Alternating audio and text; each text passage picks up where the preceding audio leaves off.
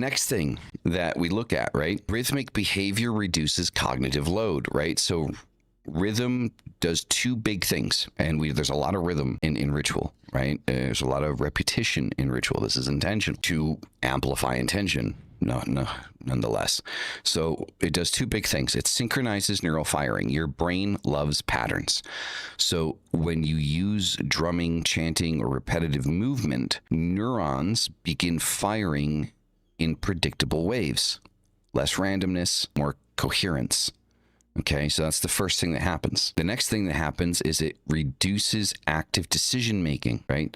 Predictable rhythm removes the need for constantly evaluating what's happening. Your brain relaxes into the pattern. Cognitive load drops. Once cognitive load drops, two things become easier: entering trance and accessing deeper emotional and symbolic layers. This is why every culture on earth uses rhythm in ritual. It's not cultural, it's biological. Even monks use chants for the same reason witches use drum beats. Rhythm stabilizes attention and shifts consciousness. So we get into the rhythm of things. We do the same thing every time we go into ritual. That rhythm relaxes, that routine relaxes the brain. This is why it's so important. Like as we get older, we struggle and we fight, right, to have a routine, something that repeats all the time, because the less the brain has to think about the smaller decisions that it needs to make in life.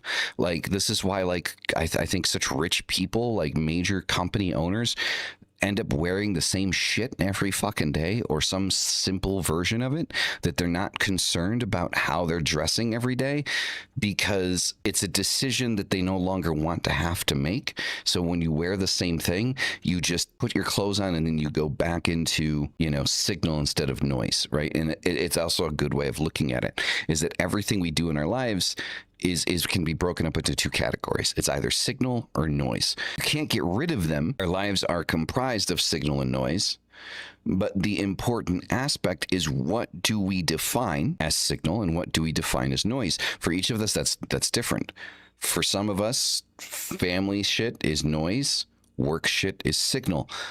For other people, family is signal, work is noise. And I mean, that's an oversimplification, but that's how we break it down in our brains, right? What it is that we want to focus on in that moment.